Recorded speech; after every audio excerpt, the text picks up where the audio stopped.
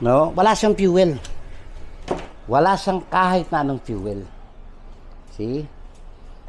Walang battery, walang gasolina, walang tubig, walang solar. No, this is a perpetual motion generator. Ito. Using this technology pa rin.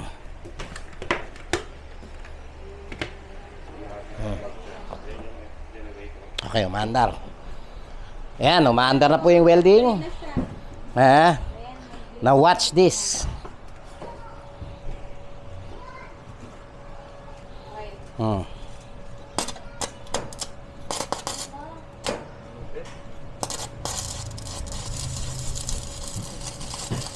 See? Dapat hihinto yan. Dapat hihinto yan kung talagang hindi na kayang paandarin yan. Right. So, andito tayo ngayon sa bahay ni Engineer Edgar at Alan Tagamulila. Sir, thank you for having us. Alam ko sobrang busy kayo. Halos everyday may mga bisita kayo dito sa office. From the government, alam ko, from non-government, businessman, kung ano-ano pa. So, thank you. Binigyan nyo kami ng time para ipakita, even napaka-hectic yung schedule ninyo. So, sir, pwede nyo ba muna ipakilala kung sino po si Alan Tagamulila? Would you like me to explain myself first? Okay. I used to work in the States.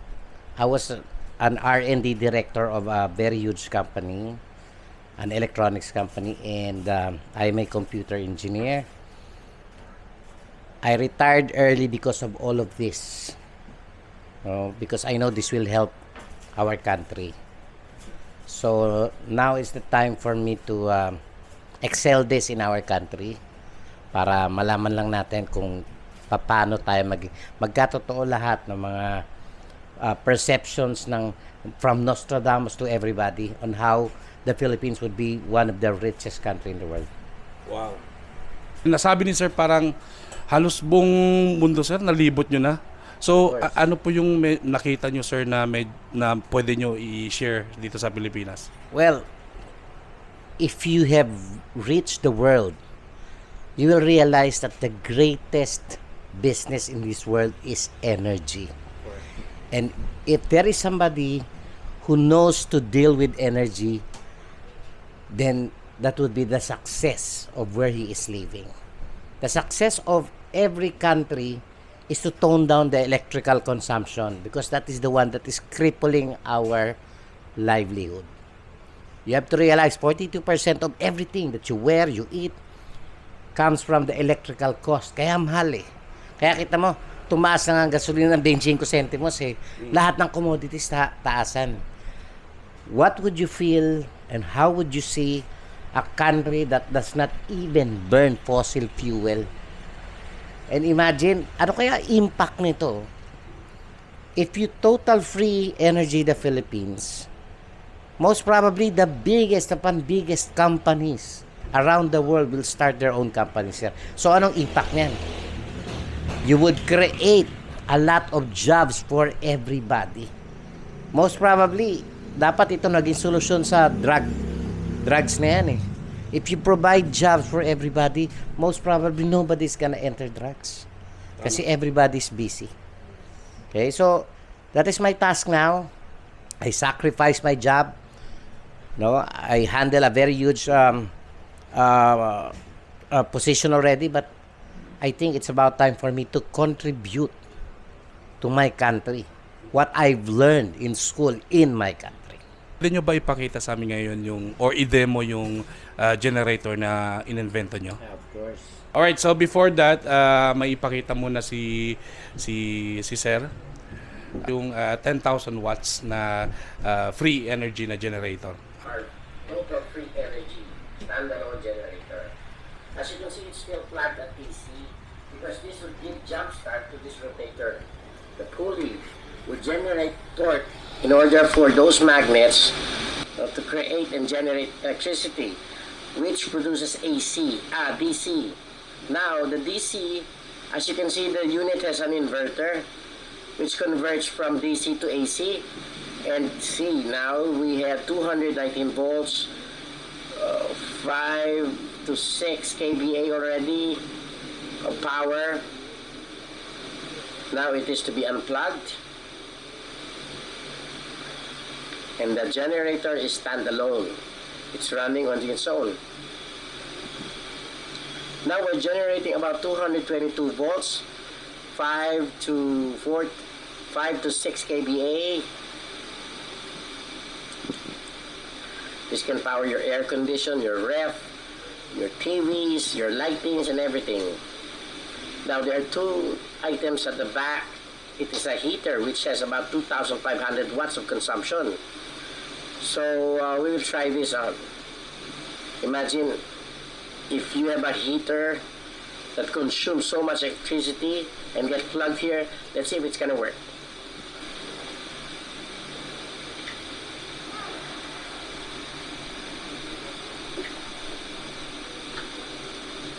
Now as you can see, that's 2,500 watts of power, and it's the heater is utilizing the power sourced out from this generator that we made. Now the world will change on this. This is Engineer Edgar Alan Tagamulila. I would like to demo my latest generator that I created, which is suitable for every family. This is 3,000 watts. As you see, no, I made this product out of nothing. May PVC lang siya, pero of course, pag minas pro na natin to, we will really create totally everything, no, professionally. Hindi na siya PVC, pagagawan talaga natin ng magandang housing yan, magandang frame, no, magandang digital electronics. Now, this is 3,000 watts. No? Itong 3,000 watts na to, kaya nito magpaandar ng 5.5 na aircon. No? Or kung isang bahay ka lang, 3 aircon, TV, rep, at saka mga electric fan at ilaw. So tama na to sa isang ano. But I redesigned this for electric cars. No? Naikot mo na yung buong ano, wala talagang nakatap to. Walang outlet, wala lahat. Dati, based on my first video, itong first prototype ko, gina-jump start ko pa sa kuryente para umikot.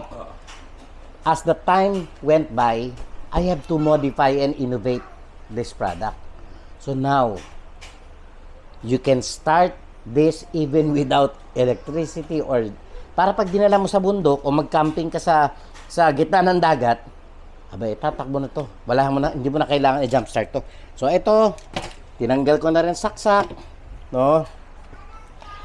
Iikutin na lang to. May switch to rito. Pakinggan nyo, ha. Yan. Wala siyang ingay. Pero, hawakan nyo para malaman nyo kung mayroong vibration. No? Oo nga, umaandar See? siya. Hawakan nyo to lahat. Parang malaman nyo na tumatakbo. Okay? So ngayon, of course, may kuryente na dyan. Ngayon, sasampulan ko kayo kung paano nating patatakbuhin to. Tulad nito, may ginawa na akong outlet dito. No? So ito ang output niya mismo. Ano ba gusto nyo isaksak natin dyan?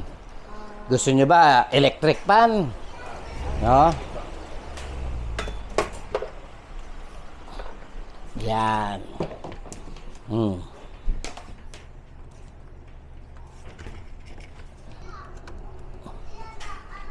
Ayan. So, tumatakbo yung electric fan. Ngayon, ano pa ba pwede? This is a 1,200 watts na microwave. No? Dadaling ko na dyan para patakbuhin natin. Actual. That's 1,000, ano? 1,200 watts to eh. Grabe pala yung sa... Microwave, grabe.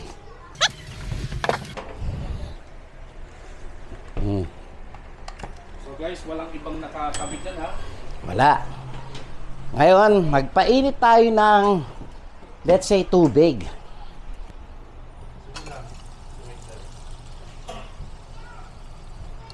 Ang bakal kasi hindi pwede sa loob ng microwave eh. Sasabog yan. Oh. So ito. So ito yung generator guys. Wala nakakabit yan. See? So lahat ng mga yung source of power sa generator. Tol, may static yan ha.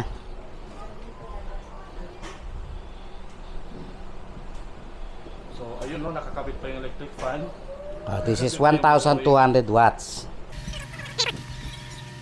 So, Ilang watts na to sir? Ilang watts na to? Ito. ngayon, this is about 1,250 watts. So 1,200 Uh, watts.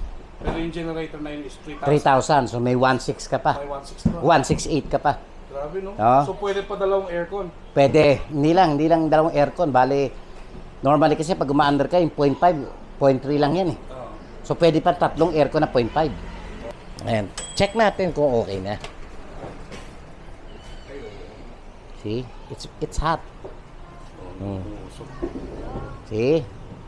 So, the beauty of this product, by the way, pagka lahat ng tao, bibigyan natin ito, kailangan to nakalagay either sa kisame or para mong gagawa ng housing, ng parang dog house. So, nobody can really play with it. Okay? Kasi, this is static eh. If you know Nikola Tesla, no? Mapapanood nyo sa mga storya niya na yung free energy niya, Diyos ko parang, kala mo merong, Halos ng kapitbahay may kuryente. oo. So, it's the same thing. I just created a smaller version. No? Ang problema kasi dun sa panahon ni Nikola Tesla, he was funded, pero availability of materials before to make it smaller. Ang cellphone nung araw, kasi laki ng hollow blocks eh. Ngayon, ganyan na lang kaliliit oh. So now, I created a compact generator. So everybody can avail it. No? Now, as you can see, I will try to use a welding machine. Kasi alam nyo kung bakit mas stable ang microwave kaysa sa welding machine. Kasi ang microwave, it's constant current. Ang consumption mo is continuous. Ang welding, nagke-create ka ng power surge. Ginugulat mo yung kuryente. Kaya kung talagang mahina to, dahil sa sobrang power surge, hindi ka makakapag-welding.